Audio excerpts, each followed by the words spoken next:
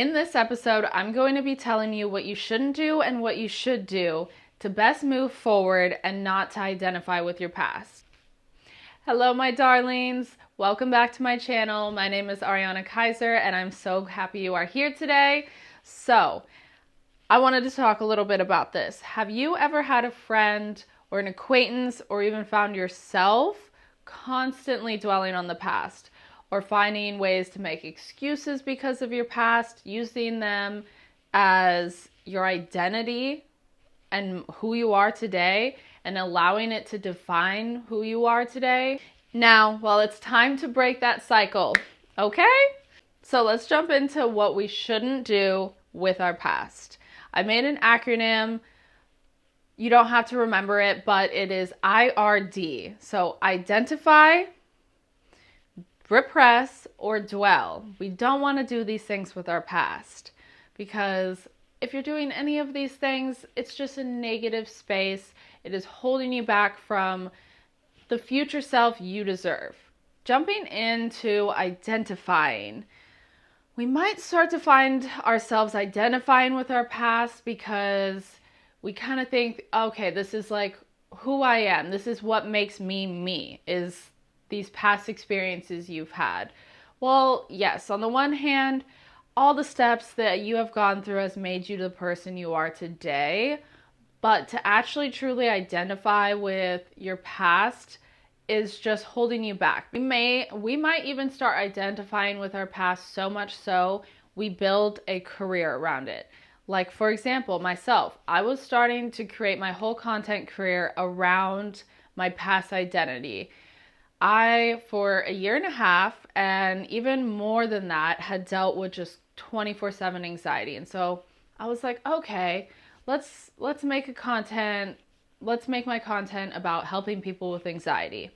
Sure, I could have done that, but then I realized that I was like, wait a minute, that's not who I am. Yes, I dealt with that. I healed from a relationship. I dealt with anxiety. I healed from anxiety. But that's not who I am. There's a lot more to what makes you, you. And that's what I figured out. I was like starting to get depressed and just not feeling excited about creating content because I was just going to be talking about anxiety. And I didn't want to do that. Like, I wanted to move forward and grow and develop myself and also nurture some of the things that I do love that I've learned over the years, and the things that have kind of made me who I am, like spirituality, wellness, fitness, fashion, beauty. All of these things were part of me, and I've always loved them. But anxiety was just a symptom of something that happened, a traumatic event that happened. It was just a symptom. So why identify with that? Another thing we might find ourselves doing is repressing our past. For years, I found myself repressing memories and trauma and events that had happened to me instead of actually healing them and moving forward. We'll get into what you should do instead of repressing them a little bit later in the episode. Repressing memories and or events just because they're too painful to deal with is only hindering your growth. Because if you just repress those memories and bury them deep inside yourself, it's only going to hurt you. Because when you think about it, memories and traumatic events and emotions are something that literally is energy, and it can build up and just stay stagnant in the body. Research even shows that repressing certain memories and things like that can develop illnesses and, at worst cases, things like cancer in your body. So we do not want to repress our emotions. We do want to release them and move forward instead of just burying them down.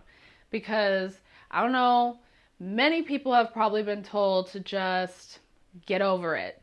Just move on. Stop talking about it.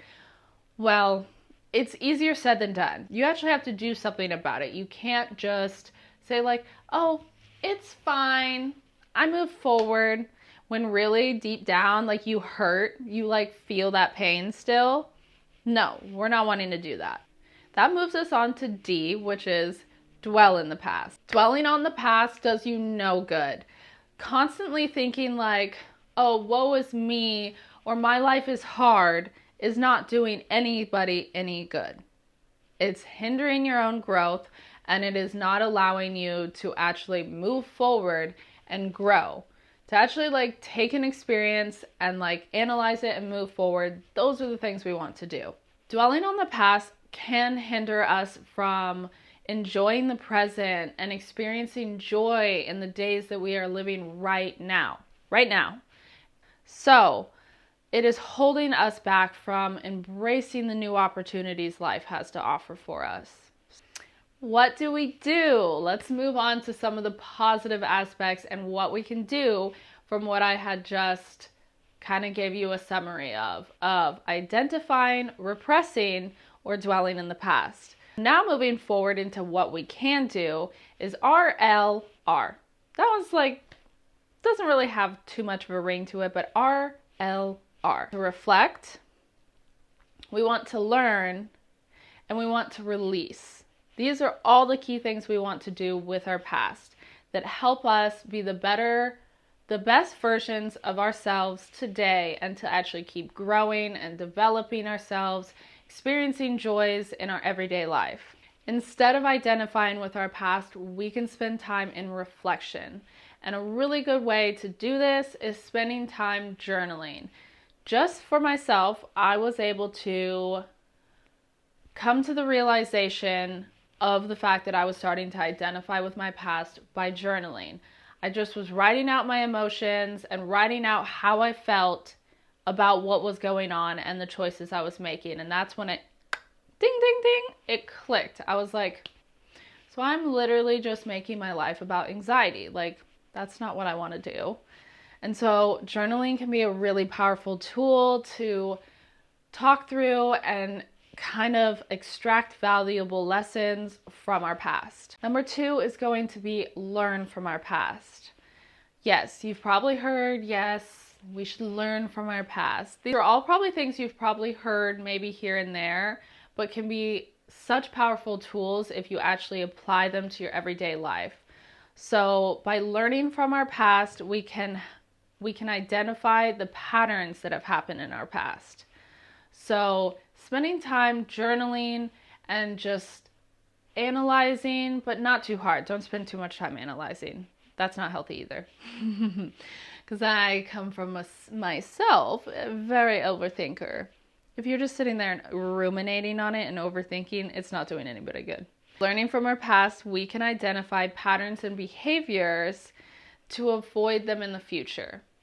To learn and find out what our patterns and our behaviors have been helps us learn what not to do and what we can do to help better ourselves to move forward. And also to actually kind of analyze and evaluate what you have been doing can also really help you break out of like a cycle. If you've just been like going through the same cycle, you're clearly not learning from your past and your experiences, because what you'll find is you might just keep reliving the same thing over and over again. That's why you want to actually learn and change. The next one is going to be releasing that emotion, releasing that past, and letting it go. Because not everything that has happened to you needs to like stay so present in your life. And releasing emotions can be a difficult thing, and it can take time. The ultimate goal is to release ourselves from our past. It is freeing ourselves from that grip that it has on us.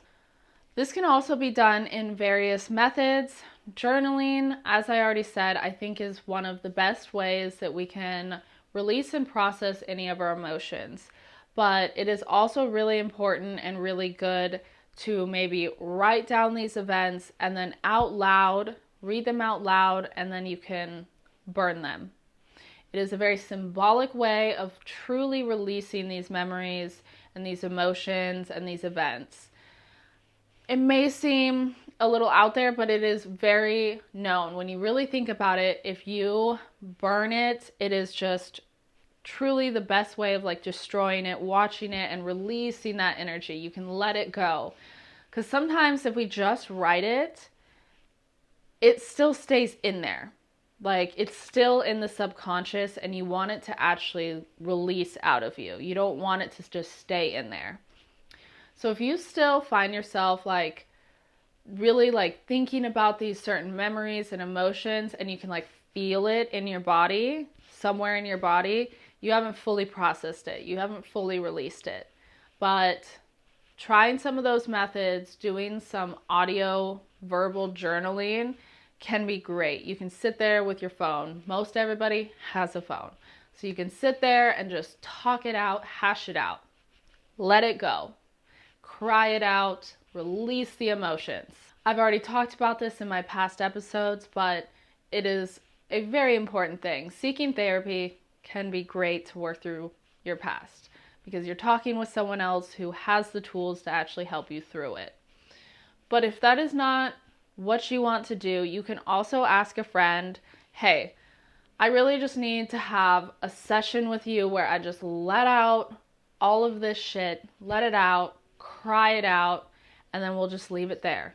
And, you know, you can remind me if I'm talking about or dwelling in my past, put me in check. Put me in check, okay? So, in conclusion, we all go through challenging experiences. There's no doubt about that. Life is hard, and that's what we're supposed to experience. We're supposed to have these things because it allows us to build character and learn from them. It's, you know, it's not a pretty world. You're not going to just like wake up and go through life and just never have anything happen to you. Okay? It is up to you whether or not you're going to allow it to define you or hurt you and hinder you from growing. Because, you know, the best thing that we can do is allow ourselves to propel forward and become the best versions of ourselves. Like, that's what life is about. By reflecting, by learning, and releasing our emotions, break free from the chains of our past, and embrace the journey of growth and self-discovery, because honestly, life is a lot more beautiful when you just keep finding ways to discover yourself more and learn more. Because it's okay to acknowledge the past, but it's vital to let it go and make some room for new experiences and personal growth. And I really hope you loved this episode. That concludes today's episode. I hope to see you again. Let's just keep growing and blossoming into the new people and lives that we want to live. Ooh.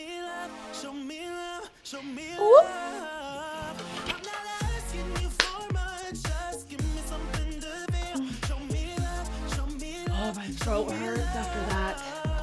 I need some water. Some water, my friend. I'm thirsty. Thirsty girl.